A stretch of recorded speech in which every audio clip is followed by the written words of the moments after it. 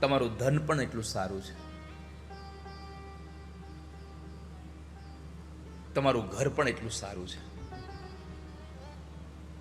પણ કળયુગના લોકોને અહીંયા માં રૂકમણીએ કહ્યું કે કોઈ લગ્ન કરવાનો સમય થાય તો પહેલા કુળ જોવું, પછી ચારિત્ર્ય જોવું, પછી રૂપ જોવું, પછી અભ્યાસ જોવો, પછી ઉંમર જોવી અને પછી પૈસો જોવો. છઠ્ઠા સ્થાને ધન અને સાતમા સ્થાને ઘર જોવું. આપણે ઊંધું કરી નાખ્યું છે. સૌથી પહેલા ઘર જોઈએ, બંગલો કેવો છે.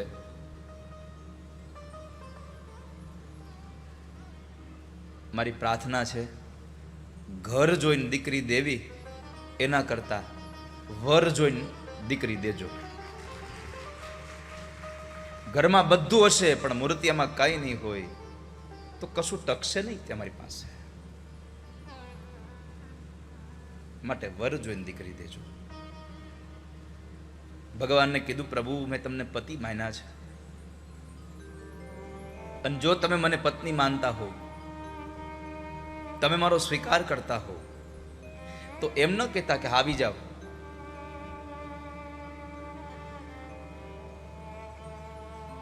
તમે મને પત્ની તરીકે સ્વીકારતા હો તો તમારે મને લેવા આવી પડશે. લેવા આવી પડશે નો અર્થ, વાલા ભક્તો, આ એક સ્ત્રી ભગવાન એક સ્ત્રી પુરુષને પત્ર લખે છે એવું નથી. આ જીવાત્મા પ્રભુને પ્રાર્થના કરે છે, પ્રભુ તમે લેવા આવજો, ઠાકોરજી તમે લેવા આવજો. તમે ભગવાનને ક્યારે કહી શકો કે લેવા આવજો? તમે પ્રભુને તો જ કહી શકો ઠાકોરજી તમે લેવા આવજો કે જિંદગીમાં તમે કંઈક સારા કામ કર્યા હોય. પૂર્તેષ્ટ નિયમ વ્રત દેવ વિપ્ર ગુર્વર્ચનાદિભિરલમ ભગવાન પરેશ આરાધિતો યદિ ગદા ગ્રજેત્ય પાણિમ ગૃહણાતુ મેન દમઘોષ સુતાદયો. ભગવાન તમે મને લેવા આવજો. જિંદગીમાં દાન પુણ્ય કર્યા હોય ને તો તમે કહી શકો કે તમે મને લેવા આવજો. જિંદગીમાં ક્યારેય કોઈ ગુરુના વચનનું પાલન કર્યું હોય, કોઈ બ્રાહ્મણની સેવા કરી હોય, ક્યાંય વાવ ગળાવી હોય, ક્યાંય પરબ બંધાવ્યા હોય, કોઈને ભૂખાને જમાડ્યા હોય, ભગવાનના નામના જપ કર્યા હોય તો તમે કહી શકો ઠાકોરજી લેવા આવજો. નહીં તો એમને ભગવાન લેવા નહીં આવે ક્યારેય. અને વાલા ભક્તજનો, આ બધું જ કરવા માટે આ છેલ્લો અવતાર છે. દાન કરવું હોય તો માણસનો અવતાર જોઈએ. ભગવાનના નામની માળા ફેરવી હોય તો ભગવાનને આપણને માણસનો અવતાર આપવો પડે છે. મંદિરમાં જવું હોય તો માણસ થવું પડે છે.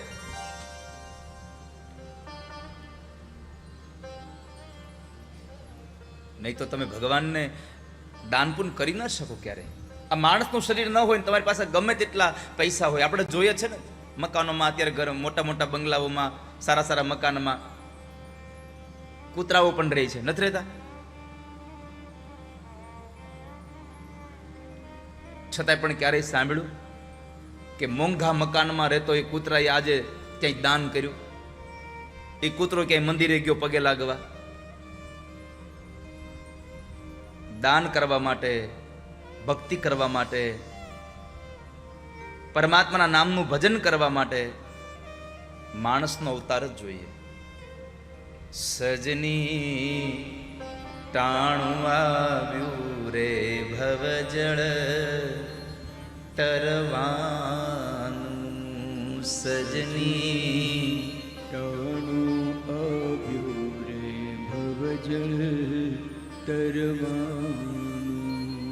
મોંઘો મનુષ્યનો વારો ભવ સાગરનો આરો ડાયા દિલમાં વિચારો સત્સંગ કીજીએ. મોંઘો મનુષ્યનો વારો ભવ સાગરનો યારો ડાયા દિલમાં વિચારો સત્સંગ કીજીએ. સજની દાન દયાની ઘડી છેલ્લી છે. સજની દાન દયાની ઘડી. આ દાન દેવા માટે છેલ્લો સમય છે હો તમારો. આ છેલ્લો દિવસ છે. અરે છેલ્લી ઘડી સમજો.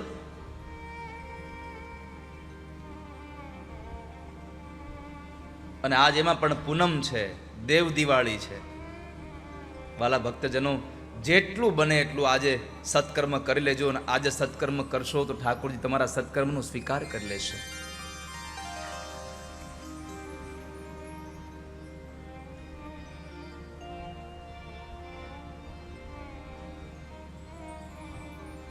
તમારી સંપત્તિ તમારા હાથથી દાન કરીને જાજો. નહીં તો ઘણી વખત મેં સાંભળ્યું છે લોકોના મોઢે, હું બેઠો હોઉં ને કહેતા હોય, દાદા હું તો મારા છોકરાને કહેવો જ છું કે હું મરી જાઉં તે મારી વાહે ખૂબ દાન કરજો. તો હું કહું, મરી જાય પછી તમારી વાહે દાન કરાવે એના કરતાં તમારી હાથે દાન કરીને જાવ ને, એ કરશે કે નહીં કરે કોને ખબર છે. લોકો મર્યા પછી પોતાની પાછળ દાન પુણ્ય થાય એવી અપેક્ષાઓ લઈને મરે છે. પોતાના હાથે કમાયેલી સંપત્તિ પોતાના હાથે દાન નથી કરી શકતો. સજની દાન દયાની ઘડી છેલ્લી છે. સજની દાન એટલા પ્રયત્નો કરીને આપણે આ બધા પૈસા કમાયા. પણ વાલા ભક્તજનો, જરા જુઓ તો ખરા કે જ્યારે જવાનો વારો આવશે ને ત્યારે કશું હારે નહીં આવે. કાંઈ જ સાથે નથી આવવાનું. બધું જ પડ્યું રહેવાનું છે.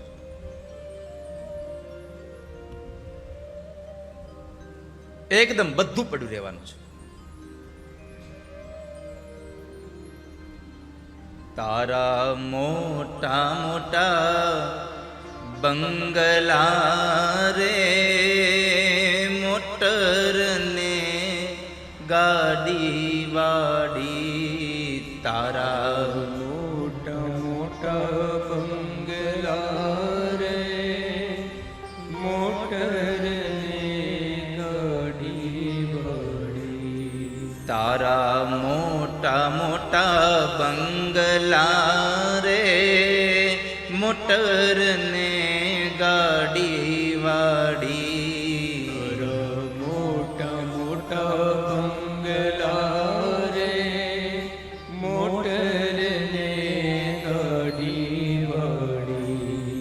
બધી માયા મૂડી મેલીને ખાલી હાથે જાવું પડશે. બધી માયા મૂડી મેલીને ખાલી હાથે જવું પડશે. કોણ જાણી શકે કાળને રે, સવારે કાલ કેવું થશે. કોણ જાણી શકે કાળને રે, સવારે કાલ કેવું થશે. આ કાયામાંથી હંસલો રે, ઓચિંતાનો મૂડી જશે. આ કાયામાંથી હંસલો રે, ઓચિંતાનો મૂડી જશે. જેણે આ સંસારમાં સંપત્તિ ભેગી કરી છે પણ પોતાના હાથે કોઈ જગ્યાએ સત્કર્મ કર્યું નથી, તો એની સંપત્તિ ક્યારેય એને કોઈ યાદ નહીં કરે. આપણી સંપત્તિથી આપણે પોતાની જાતે દાન પુણ્ય કરતા જઈએ કે જેથી કરી અને આપણું ભાવ સુધરે, જેથી કરીને આપણું મરણ સુધરે.